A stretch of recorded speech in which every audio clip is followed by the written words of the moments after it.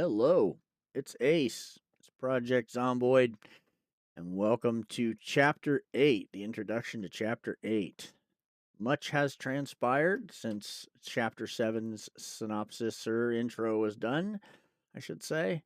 The mudroom that I'm standing in obviously looks different. I've removed some of the crates from in here, and you can see that there's now a hole in the door. I opened this up so that we could get through to this other side easily and got rid of the toilet that used to be in here. Instead, now we've got some crates ready for stuff. First aid's on the bottom. This room, which was the laundry room, is now literally a bed room. It is a room that holds a bed and not a whole heck of a lot else. I still need to get rid of this clothes hamper because it's just fluff. And the sink right next to the bed, I don't know, it's more fluff. But anyways, we now have a bed down on the bottom floor, and this is just so that it's easy to get to. I don't have to keep running up and down the stairs up to the second floor. The kitchen, definitely different. I went ahead and brought the kitchen in here. We got it done.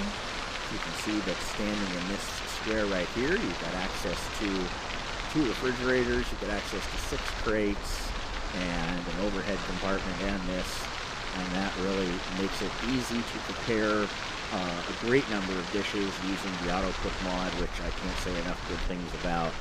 It's very easy to cook and prepare meals, and I've brought all of the chest freezers from around the property to here and turned this into the freezer room. So as you can see, we've got a lot of chest freezers in here with a door that opens on the end. And in those freezers, you can see that I've got salads, I've got stews, I've got soups. I don't think I have any soups, but stews, salads, and stir fries. And they're all frozen, ready to be prepared. Just throw them in the oven and boom, you're ready. We've got a sink there on this side and then another sink here on the other side. And both of these are being fed by a total of 6 rain catchment up top. So we've got great water. I'm not going to call it unlimited, but certainly as much as we're using. So we've got that. And of course, then over here, we've got a bank of crates. And I brought the washer and dryer into here from the laundry room, which is now the bedroom. Hooked them up, got them hooked up to plumbing, put some water catchment up on the roof for those. And we've now got clean clothes. There's a storage crate right here with a full set of outfit in it, and in some cases 2 items, because like right now I'm not wearing a tank top. But when I do, there's 1 tank top in here and 1 on the character. And of course, when I come back from a run, I can just go ahead and go to this crate and put on a new hoodie. If the hoodie I'm wearing, like right here, these gloves are bloody, so I can just go here and wear these gloves.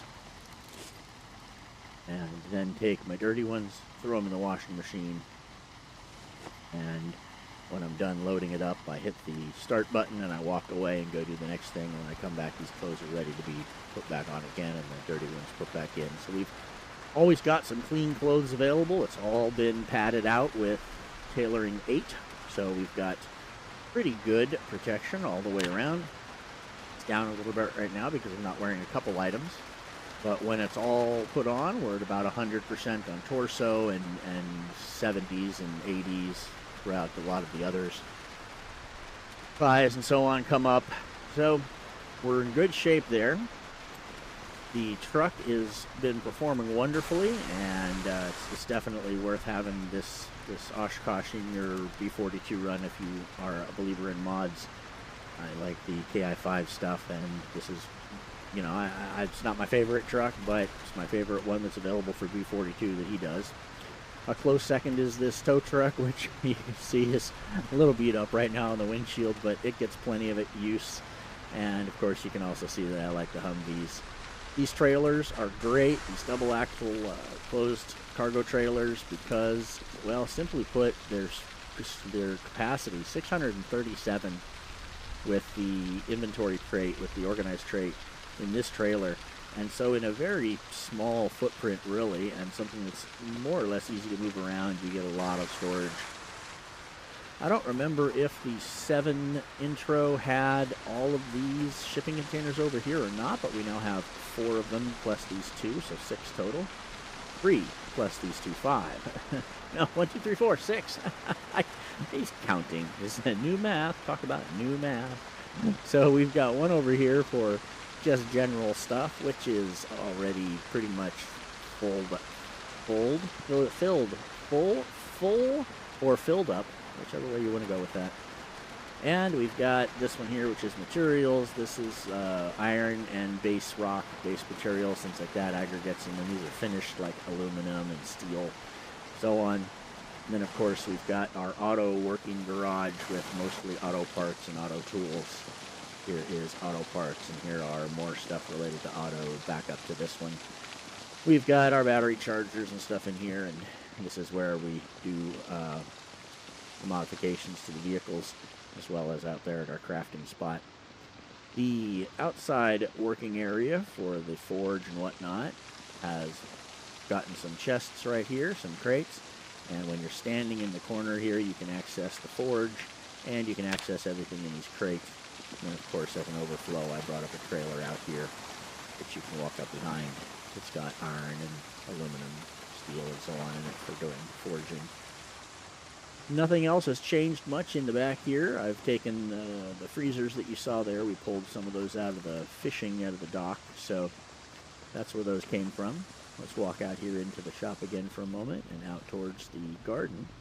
The garden did well for us this summer. In fact, we've got just a ton of stuff in the freezers and dried. I'm going to change it around a little bit for next season, I think, but it served us pretty well for this year. And definitely there were some crops that were worth our time and some crops that just simply weren't.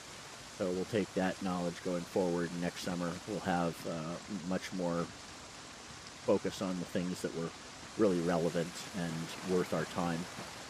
I did go ahead and grab a second street sweeper. I like this one a little better. I like the white, and it looks a little cleaner than this orange one. This is kind of a little beat up, so whoever was driving this truck around was doing just a better job of taking care of it. And we also went out and brought this back from Marsh Ridge. I think it's a unique van. I've seen a couple vans throughout the world that have unique paint jobs on them, and this is one of them. So we brought that back. I haven't even opened it up yet. It's still locked, sitting there waiting for me to come out and spend some time on it. You can see that I've brought back another trailer or two, so the trailer situation's changed a little bit probably from Chapter 7's intro. I don't think that the animal situation has changed much, except we have a great number of chickens now, and probably time for some culling there. And then we also have so many rabbits. Oh boy, there's a lot of rabbits here, and one of the very first episodes that I'm going to have to do in 8 is going to be boring and tedious, but it's going to be purging probably about 75% of these rabbits and separating boys and girls so that the rabbit population does not continue to increase, because as rabbits are known for, the population in here is rapidly getting out of hand, and if I don't do something with it soon, then the next video you see will just be a sea of rabbits around the property, and I don't know that we'll still be in charge of the farm. They might go all Orwell on us and decide that some rabbits are more equal than others. So anyhow, that's where we stand on the farm. I think that it's time to start pushing into Louisville. If we look at the map here of Louisville, in the one of the previous episodes, we came up here to this thing called Uncle Dave, and it's from a mod called Uncle Dave Was a Prepper. What it was supposed to do was create a base that, say, our Uncle Dave, who was a prepper, obviously, might have left. So perhaps a full seed library, perhaps a full book library. I don't really know. I read the mod. It seemed interesting. It seemed like, oh, well, maybe that's an interesting way to get a jump start on the game, or to at least go and have a resource that you can pull from if there's something you just can't find elsewhere. But, of course, they created that base, that Uncle Dave's base, deep in Louisville, which made me sort of think, well, by the time you can get to that base, you probably don't really need a lot of what's there. I since have changed my mind on that. If in fact it did have full libraries of seeds and so on, then by the time you could get in there, it would be really relevant, because you'll at that point be saying, well, I've looked now for a year and I can't find a particular book. So at least now I can go and I can make sure that I'm going to get that book. You know, if he's got all of them up there, then that's going to be easy for me to go and pull one out of there. So we did go here once, and if you watched that episode, you would know that there were a lot of mobs around there, and although I tried to pull them away a little bit, we did get in the building, but pretty quickly they figured out that we were in there, and it wasn't a mass, but there were certainly enough that it was time to go. So I didn't get a chance to really dig deep into the building and look around. It didn't look like anything other than the building it should be, which is a pawn shop. So I'm thinking that the mod creates maybe a basement, maybe some sort of secret entrance where you go in and then it's a little instanced base or something like that. But honestly, I don't know. We need to go back, and I need to actually clean the area out a little bit, thin out the mob, and get it to the point where we can go into the building and we can walk around during the daylight and examine all the doors and the rooms and go in everywhere, and then hopefully we're going to find something that says, here we go, here's what makes it all worthwhile. But we've got that on the to-do list. We've also got the bridge leaving town to the north here, has a big burned out traffic jam on it usually. At least it did in 41, and presuming it's going to be the same for 42. And there was a barricade, a roadblock with a fence and so on the bridge in 41. I presume that's going to be the same, and if things continue to be the same, then one of our best chances for finding a military vehicle is going to be on the north side of that barricade, because that's a common place for them to spawn a couple military vehicles as if they were there enforcing the blockade.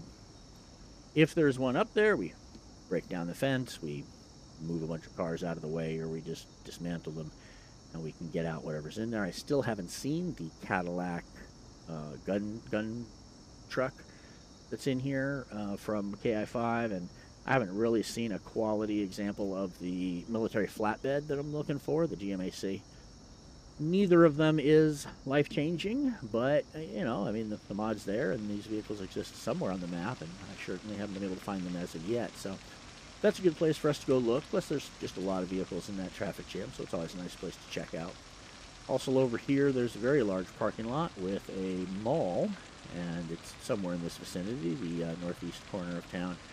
So I'm interested in going up there and checking that out. Probably start to drive around Louisville a little bit and start to expose some of the map.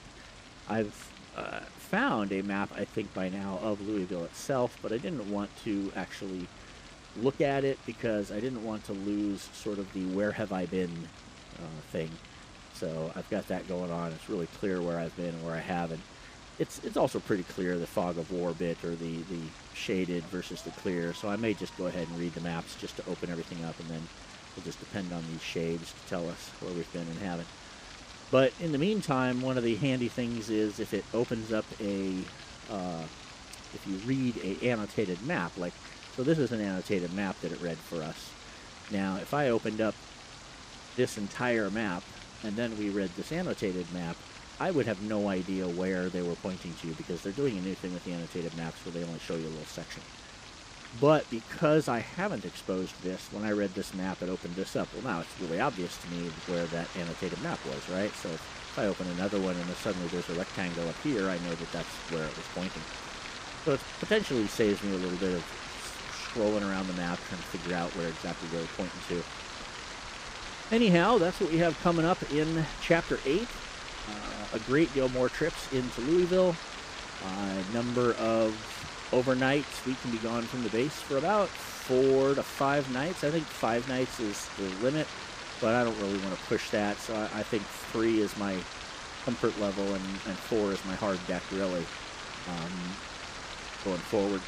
So, more trips into Louisville, probably a few trips around the map to some bookstores, but looking hard at Louisville for bookstores as well.